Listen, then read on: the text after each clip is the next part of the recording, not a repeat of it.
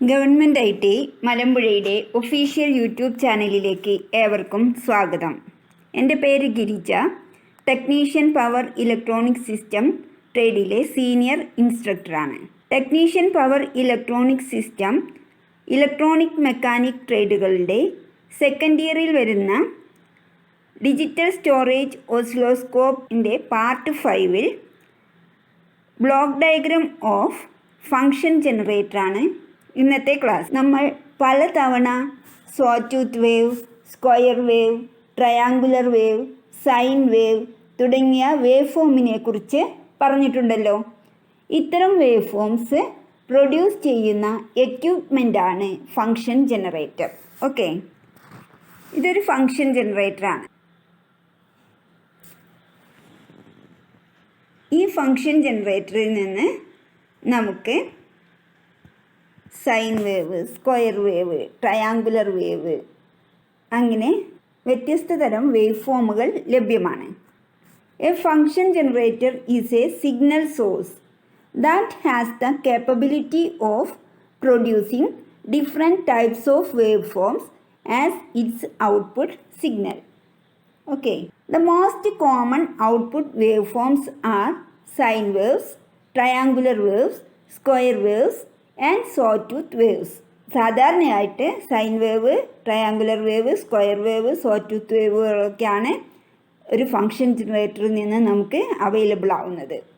ഇതിൻ്റെ ഫ്രീക്വൻസി ആണെങ്കിൽ fraction of heads to several 100 kHz ഉണ്ട്. ഹെഡ്സിലും താഴെ വരുന്ന ഫ്രീക്വൻസി മുതൽ സെവറൽ 100 kHz വരെയുള്ള ഫ്രീക്വൻസിയിൽ നമുക്ക് ഈ വേവ് ഫോംസ് ലഭ്യമാണ്.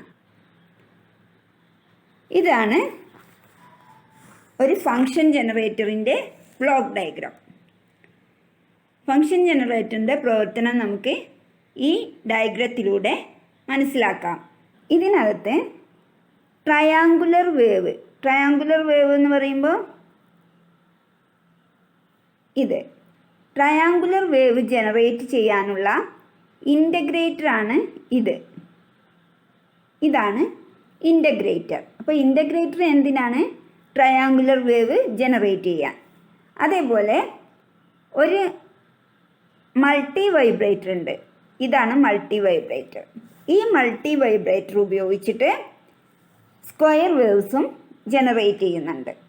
ഓക്കെ, ഇൻ്റഗ്രേറ്റർ ഉപയോഗിച്ച് ട്രയാങ്കുലർ വേവും മൾട്ടി വൈബ്രേറ്റർ ഉപയോഗിച്ച് സ്ക്വയർ വേവും ജനറേറ്റ് ചെയ്യുന്നു. ഈ ഇൻ്റഗ്രേറ്ററും മൾട്ടി വൈബ്രേറ്ററും പരസ്പരം അതിൻ്റെ പ്രവർത്തനങ്ങൾ നിയന്ത്രിക്കുന്നുണ്ട്. കാരണം ഇൻ്റഗ്രേറ്ററിൻ്റെ ഔട്ട്പുട്ട് മൾട്ടി വൈബ്രേറ്ററിലേക്കും മൾട്ടി വൈബ്രേറ്ററിൻ്റെ ഔട്ട്പുട്ട് ഇതിലെ വന്നിട്ട് ഒരു കറണ്ട് സോഴ്സിലേക്ക് പോകുന്നുണ്ട്. ഈ കറണ്ട് സോഴ്സ് ഈ ഇൻ്റഗ്രേറ്ററിൻ്റെ പ്രവർത്തനത്തെ നിയന്ത്രിക്കുന്നുണ്ട്. അതായത് കമ്പാരറ്ററിൻ്റെ ഔട്ട്പുട്ടിൽ നിന്നും കിട്ടുന്ന പൾസിനനുസരിച്ച് ഈ കറണ്ട് സോഴ്സിൻ്റെ സ്വിച്ച് ചേഞ്ച് ആവും. ഓക്കെ, അത് നമുക്ക് പറയാം. ഇനി നമുക്ക് ഏറ്റവും ആദ്യം കാണുന്നത് ഒരു വേരിയബിൾ റെസിസ്റ്ററാണ്. ഈ വേരിയബിൾ റെസിസ്റ്റർ എന്ന് പറഞ്ഞാൽ എക്സ്റ്റേണലി നമുക്ക് ഫ്രീക്വൻസി അഡ്ജസ്റ്റ് ചെയ്യാനുള്ള കൺട്രോളാണ്. അപ്പോൾ ഫങ്ഷൻ ജനറേറ്ററിൻ്റെ ഫ്രണ്ട് സൈഡിൽ ഫ്രീക്വൻസി അഡ്ജസ്റ്റ് ചെയ്യുന്നതിനുള്ള കൺട്രോള് ഉണ്ടായിരിക്കും. ആ കൺട്രോളിനെ റെപ്രസെൻറ്റ് ചെയ്യുന്നതാണ് ഈ വേരിയബിൾ റെസിസ്റ്റർ. ഈ വേരിയബിൾ റെസിസ്റ്ററിൻ്റെ ഔട്ട്പുട്ട്, അതായത് നമ്മൾ ഫങ്ഷൻ ജനറേറ്ററിൻ്റെ പുറത്ത് നിന്നും ഫ്രീക്വൻസി മാറ്റാൻ വേണ്ടി അഡ്ജസ്റ്റ് ചെയ്യുന്ന വേരിയബിൾ റെസിസ്റ്ററിൻ്റെ അതിൻ്റെ കണക്ഷൻ ഔട്ട്പുട്ട് പോകുന്നത് ഫ്രീക്വൻസി കൺട്രോൾ നെറ്റ്വർക്കാണ്. അപ്പോൾ അവിടെ ഫ്രീക്വൻസി കൺട്രോൾ നെറ്റ്വർക്ക് എന്ന് പറയുന്നൊരു ബ്ലോക്ക് ഉണ്ട്. ഈ ബ്ലോക്കിൽ നിന്നുമുള്ള കൺട്രോൾഡ് വോൾട്ടേജ്, അതായത് ഫ്രീക്വൻസിയെ കൺട്രോൾ ചെയ്യാനുള്ള വോൾട്ടേജ് 2 കറണ്ട് സോഴ്സുകളിലേക്കാണ് പോകുന്നത്. അപ്പം ആദ്യം നമ്മുടെ ഫ്രീക്വൻസി കൺട്രോൾ ചെയ്യാനുള്ള വേരിയബിൾ റെസിസ്റ്റർ ഉണ്ട്. അതിനകത്ത് നിന്ന് ഇതാണ് ഫ്രീക്വൻസി കൺട്രോൾഡ് നെറ്റ്വർക്ക്. ഇതാണ് അത് ഫ്രീക്വൻസി കൺട്രോൾഡ് നെറ്റ്വർക്ക് ഒരു വലിയ സർക്യൂട്ടാണ്. അപ്പോൾ ഇതിൻ്റെ ഔട്ട്പുട്ട് 2 ഭാഗത്തേക്കായിട്ട് പോകുന്നുണ്ട്. കറണ്ട് സോഴ്സ് രണ്ടെണ്ണം ഉണ്ട്. കോൺസ്റ്റൻറ്റ് കറണ്ട് സപ്ലൈ സോഴ്സാണ്. മുകളിലുള്ള ഒന്നാമത്തെ സോഴ്സും താഴെയുള്ളത് രണ്ടാമത്തെ സോഴ്സുമാണ്. അപ്പോൾ ഈ കറണ്ട് സോഴ്സുകളിലേക്ക് ആണ് ഫ്രീക്വൻസി കൺട്രോൾ നെറ്റ്വർക്കിൽ നിന്നുമുള്ള കൺട്രോളിംഗ് വോൾട്ടേജ് കണക്ട് ചെയ്യുന്നത്. ഇനി ഈ കറണ്ട് സോഴ്സുകൾ ഇൻ്റഗ്രേറ്ററിലേക്കാണ് ഔട്ട്പുട്ട് കണക്ട് ചെയ്തിരിക്കുന്നത്. കറണ്ട് സോഴ്സിൽ നിന്ന് ഒരു കണക്ഷൻ വരുന്നുണ്ട്, അതേപോലെ കറണ്ട് സോഴ്സ് 2 നിന്നും, അതായത് മുകളിൽ ഒന്നാമത്തെ കറണ്ട് സോഴ്സും താഴെ രണ്ടാമത്തെ കറണ്ട് സോഴ്സുമാണ്. അപ്പോൾ ഈ രണ്ട് കറണ്ട് സോഴ്സുകളിൽ നിന്നുമുള്ള കണക്ഷൻ ഇൻ്റഗ്രേറ്ററിലേക്ക് കിട്ടുന്നുണ്ട്. ഓക്കെ, അപ്പോൾ ഈ ഇൻ്റഗ്രേറ്റർ ഒന്നാമത്തെ കറണ്ട് സപ്ലൈ സോഴ്സിൽ നിന്നും കറണ്ട് ഇൻ്റഗ്രേറ്ററിലേക്ക് വരുമ്പോൾ ഇൻ്റഗ്രേറ്റ് ഔട്ട്പുട്ട് സാവധാനത്തിൽ ഇൻക്രീസ് ആവുന്നു. ഓക്കെ, അതായത് ഈ രണ്ട് കറണ്ട് സോഴ്സുകളിൽ ഒരു കറണ്ട് സോഴ്സ് മാത്രമേ അറ്റ് എ ടൈമിൽ ഇൻ്റഗ്രേറ്ററിലേക്ക് കണക്റ്റ് ആവുകയുള്ളൂ. ഓക്കെ, അത് നിങ്ങൾ ഓർത്ത് വയ്ക്കണം. രണ്ട് കറണ്ട് സോഴ്സുകളിൽ ഏതെങ്കിലും ഒരെണ്ണം മാത്രമാണ് ഇൻ്റഗ്രേറ്ററിലേക്ക് ഒരു സമയത്ത് കണക്ഷൻ വരുന്നത്.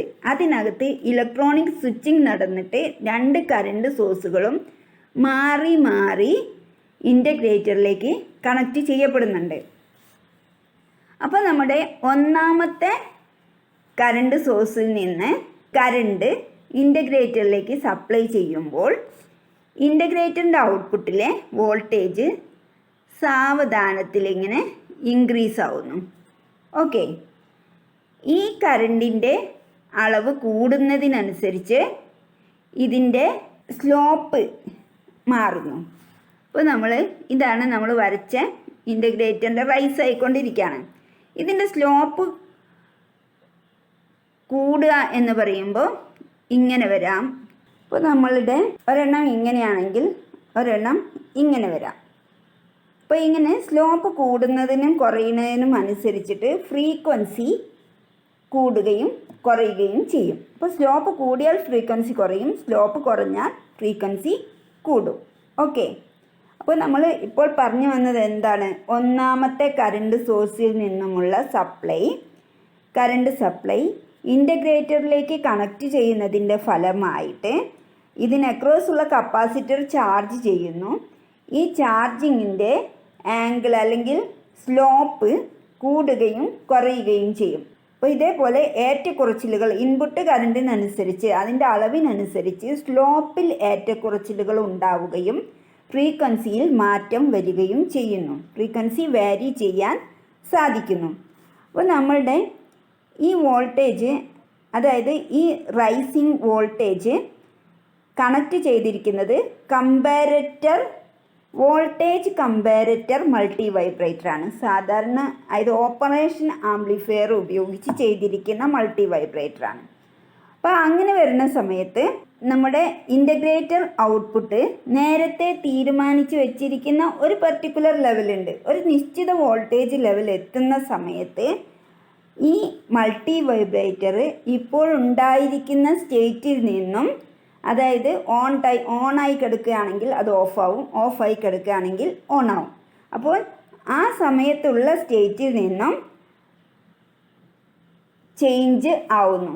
ഓൺ ആവുകയാണെങ്കിൽ ഓണായി കിടന്നിരുന്ന അവസ്ഥയിലായിരുന്നെങ്കിൽ അത് ഓഫ് ആവുന്നു, സ്റ്റേറ്റ് ഓഫ് ചേഞ്ച് ചെയ്യുന്നു. എന്തിൻ്റെ അടിസ്ഥാനത്തിൽ? ഈ rising voltage integrator output voltage ഒരു പ്രീ ഡിറ്റർമൈൻഡ് വാല്യൂ എത്തുന്ന സമയത്ത് കമ്പാരറ്റർ സ്റ്റേറ്റ് മൾട്ടി വൈബ്രേറ്ററിൻ്റെ സ്റ്റേറ്റ് ചേഞ്ച് ആവുന്നു. ഈ ചേഞ്ച് ആയിരിക്കുന്ന വോൾട്ടേജ് കണക്ട് ചെയ്തത് നിങ്ങൾക്ക് കാണാൻ പറ്റുമല്ലോ. ഔട്ട്പുട്ട് എങ്ങോട്ടാണ് പോകുന്നത്? ഒരു സ്വിച്ചിലേക്കും പോകുന്നുണ്ട്, നേരെ മുകളിലേക്ക് പോയിട്ട് കോൺസ്റ്റൻറ്റ് കറണ്ട് സപ്ലൈയിലേക്ക് വരുന്നുണ്ട്. ഓക്കെ, അപ്പോൾ ഈ കണക്ഷൻ കൊണ്ട് എന്താണ് സംഭവിക്കുന്നത്? ഇൻ്റഗ്രേറ്ററിൻ്റെ ഇൻപുട്ടിലേക്കുള്ള കണക്ഷൻ സ്വിച്ച് ചെയ്യപ്പെടുന്നു. എങ്ങോട്ടേക്ക്? കറണ്ട് സോഴ്സ് 2 ഓക്കെ, മനസ്സിലാവുന്നുണ്ടോ? എന്തൊക്കെയാണ് സംഭവിച്ചത്?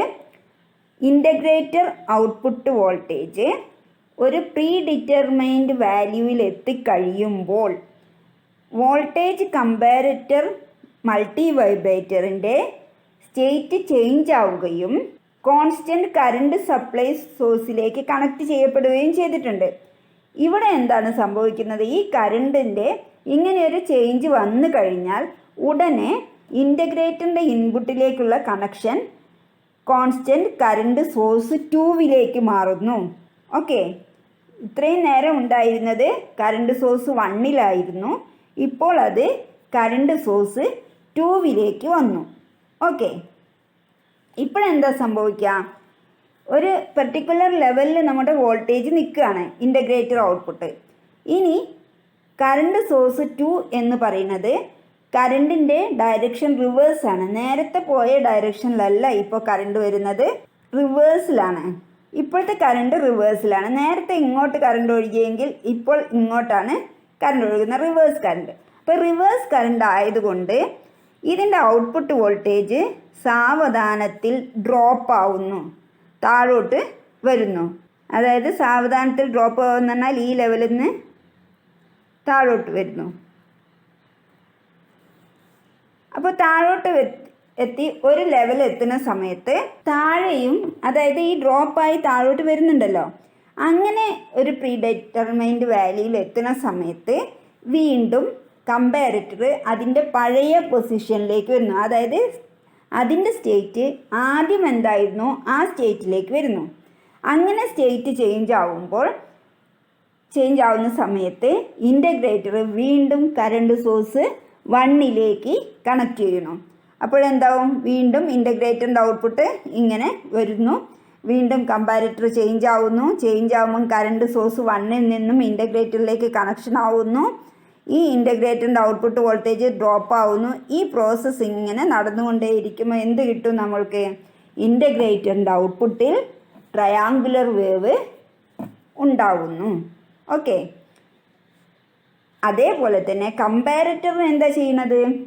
ഒരു സ്റ്റേറ്റിൽ കിടന്നിരുന്ന്, അതായത് കമ്പാരറ്ററിൻ്റെ ഔട്ട്പുട്ട് നോക്കുകയാണെങ്കിൽ ആദ്യം ഓഫായി കിടക്കുകയായിരുന്നു, പിന്നെ അത് ഓൺ ആയാൽ 0 വരും. വീണ്ടും എന്താവും? ഓഫാവും, ഇങ്ങനെ പോവും. ഇങ്ങനെ സ്ക്വയർ വേവ്സ് ജനറേറ്റ് ചെയ്യും. കമ്പാരറ്ററിൻ്റെ ഔട്ട്പുട്ടിൽ സ്ക്വയർ വേവും ഇൻ്റഗ്രേറ്ററിൻ്റെ ഔട്ട്പുട്ടിൽ ട്രയാങ്കുലർ വേവും കിട്ടി. ഓക്കെ, ഈ സ്ക്വയർ വേവ് ഒരു ആംപ്ലിഫയറിലൂടെ ആംപ്ലിഫൈ ചെയ്തിട്ടാണ് നമ്മൾക്ക് പുറത്തേക്ക് കിട്ടുന്നത്.